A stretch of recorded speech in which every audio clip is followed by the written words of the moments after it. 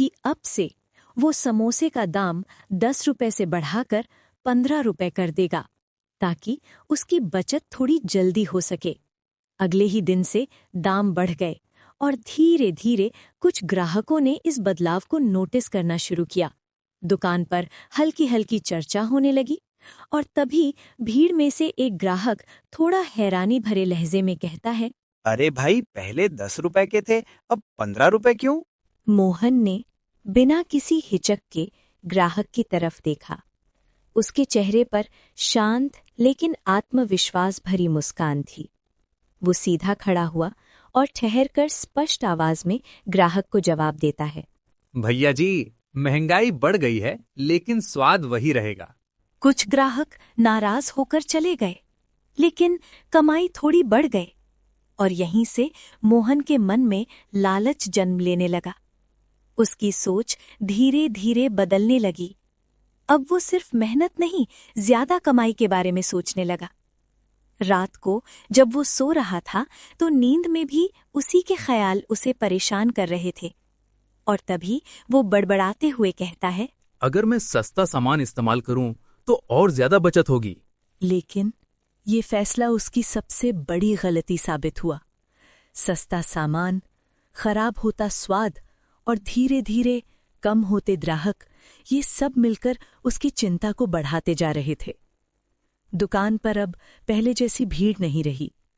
कुछ ग्राहक नाराज होकर लौटने लगे और तभी एक ग्राहक गुस्से में ऊंची आवाज में कहता है, भाई, पहले जैसे समोसे नहीं रहे, स्वाद खराब हो गया है। धीरे धीरे दुकान खाली होने लगी और कमाई भी गिरती चली गई। हर दिन के साथ मोहन की परेशानी और बढ़ती जा रही थी। उसके चेहरे की चमक अब फीकी पड़ चुकी थी।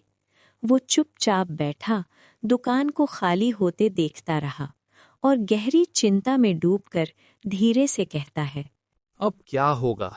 दुकान भी पहले जैसी नहीं चल रही है और सेठ को पैसे भी लौटाने हैं।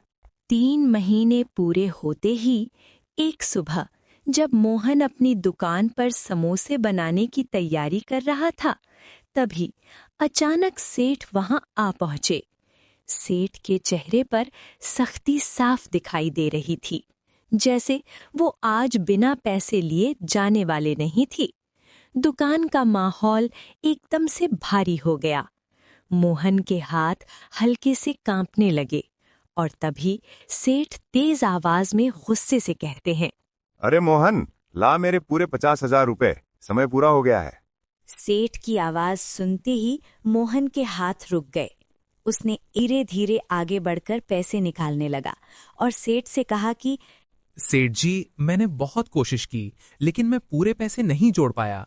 ये लीजिए 35,000 रुपए। मोहन ने कांपते हुए हाथों से पैसे आगे बढ़ाए। उसकी आंखों में डर साफ दिखाई दे रहा था, लेकिन जैसे ही सेठ ने रकम सुनी, उसका चेहरा गुस्से से लाल हो गया।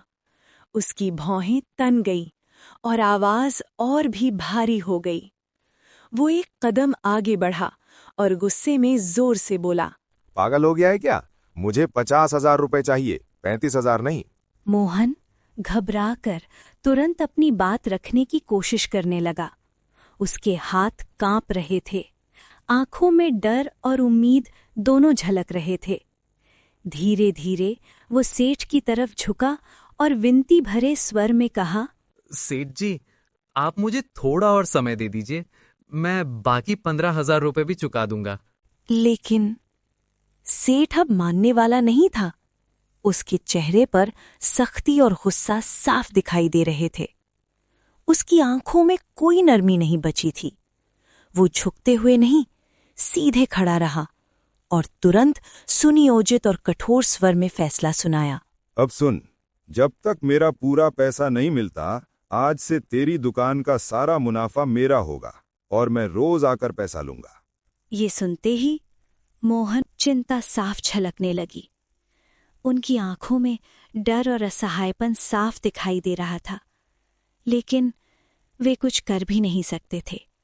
शाम को जब वे घर पहुंचे, थकान और बेचैनी के साथ उनका घर सन्नाटा लिए खड़ा था। तभी उसकी पत्नी धीरे से, हल्की चिंता भरी आवाज में बोली, अब हम क्या करेंगे? अगर सारा मुनाफा सेठ ले जाएगा तो हमारा गुजारा कैसे चलेगा? मोहन कुछ देर चुप रहा, जैसे कोई योजना सोच रहा हो। उसकी आंखों में गंभीरता और हल्की उम्मीद दोनों झलक रही थी।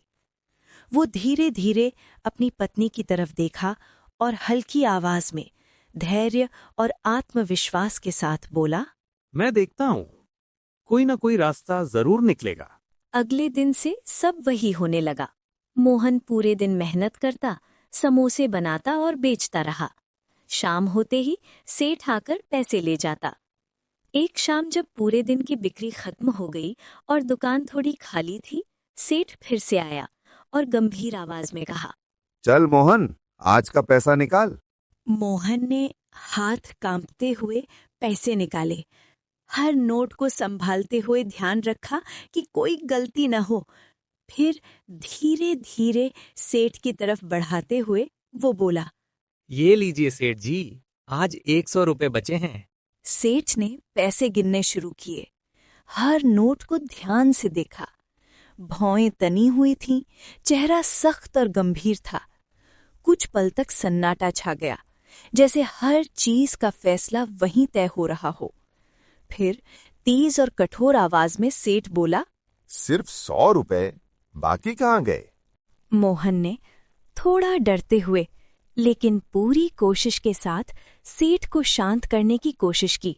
वो धीरे से भारी सांस लेकर सेठ की तरफ देखा और समझाने की कोशिश करते हुए कहा, सेठ जी, आज सिर्फ 50 समोसे बिके, 500 रुपए हुए। उसमें से 300 रुपए का सामान लगा और 100 रुपए मुझे खाने के लिए चाहिए, तो बस 100 रुपए ही बचे हैं। सेठ ने तिरस्कार भरी नजरों से मोहन को देखा। चेहरे पर झुंझलाहट साफ थी। आंखों में सख्ती और गुस्सा दोनों झलक रहे थे। कुछ पल के लिए दुकान में खामोशी छा गई। फिर तेज और कट्टर आवाज में सेठ बोला, अरे मुझे 200 रुपए चाहिए रोज, ला 200 रुपए। तू क्या खाएगा उससे, मुझे क्या? मोहन मजबूर था।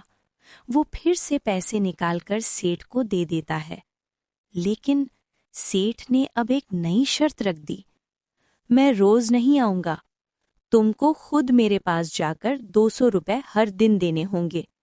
ये सुनकर मोहन के चेहरे पर चिंता और झिझक साफ दिखने लगी। फिर धीरे से मोहन कहता है, ठीक है सेठ जी, जैसा आप कहें। सेठ चला गया और उसके जाते ही मोहन की पत्नी चिंता में पड़ गई। उसकी आंखों में डर और असहायपन झलक रहा था। वो मोहन की तरफ देखकर धीरे से कहती है, आज के सारे पैसे भी चले गए, अब हम क्या करेंगे? मोहन हल्का सा मुस्कुराया, जैसे उसने कुछ छुपा रखा हो। उसकी आंखों में थोड़ी आशा और आत्मविश्वास छलक रही थी।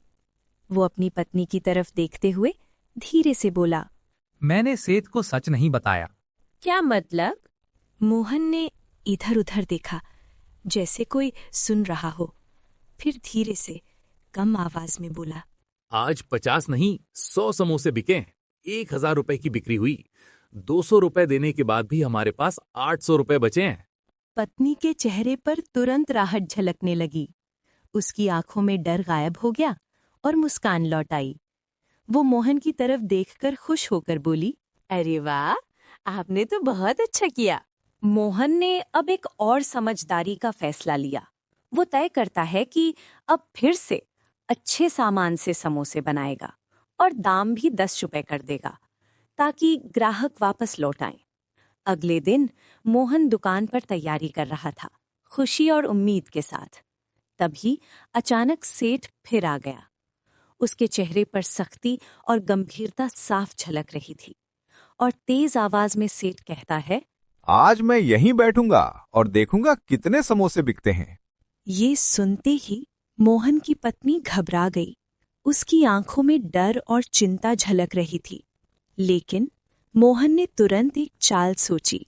आज वो जानबूझकर समोसे थोड़े खराब बनाएगा, ज्यादा मसालेदार और थोड़े कच्चे, ताकि कम बिकें। और उसने यही किया। जो भी ग्राहक आया उसके समोसे पसंद नहीं आए। तभी भीड़ में से एक नाराज ग्राहक उच्च स्वर में कहता है, ये क्या ठंडा और ज्यादा मसालेदार समोसे खा ही नहीं जा रहे। दिन भर मोहन सिर्फ 40 समोसे ही बेच पाया। शाम को सेठ खुद दुकान पर आया। उसने सब देखा और मोहन के चेहरे की हल्की चिंता भी नोटिस की। भौहें तनी हुई थीं, आंखों में सख्ती और असंतोष झलक रहा था। फिर तेज और गंभीर स्वर में सेठ बोला, कहता है, सिर्फ 40 समोसे, ठीक है, लेकिन मुझे 200 रुपए चाहिए। मोहन ने चुपचाप पैसे दे दिए। सेठ चला गया, लेकिन सेठ के जाते ही मोहन की पत्नी फिर चिंतित हो गई। उसकी आंखों में डर और बेचैनी साफ दिख रही थी। धीरे से वो मोहन की तरफ देखती है और कहती है, आज तो हमने खुद ही अपना नुकसान कर लिया। लेकिन इस बार मोहन आत्मविश्वास से भरा हुआ था। उसके चेहरे पर संकल्प और हौसला साफ झलक रहा था। वो अपनी पत्नी की तरफ देखकर धीरे से मुस्कुराया और दृढ़ आवाज में कहता है, नहीं, कल से फिर अच्छे समोसे बनाएंगे, सब ठीक हो जाएगा। और सच में अगले दिन से उन्होंने फिर से स्वादिष्ट समोसे बनाने शुरू किए। धीरे धीरे ग्राहक वापस आने लगे। मोहन रोज लगभग 100 समोसे बेचने लगा और सेठ को भी 200 रुपए नियमित रूप से देता रहा। समय के साथ साथ उसकी दुकान फिर से चलने लगी। मोहन ने अब समझ लिया कि सफलता लालच से नहीं, बल्कि सही तरीके से मेहनत और ईमानदारी से काम करने से ही मिलती है। हे दोस्तों, अगर आपको ये वीडियो पसंद आया हो तो प्लीज लाइक करें और सब्सक्राइब करें हमारे चैनल कुणाल फन टून्स को। ऐसे ही मजेदार वीडियोस के लिए जुड़े रहिए हमारे साथ। Thanks for watching.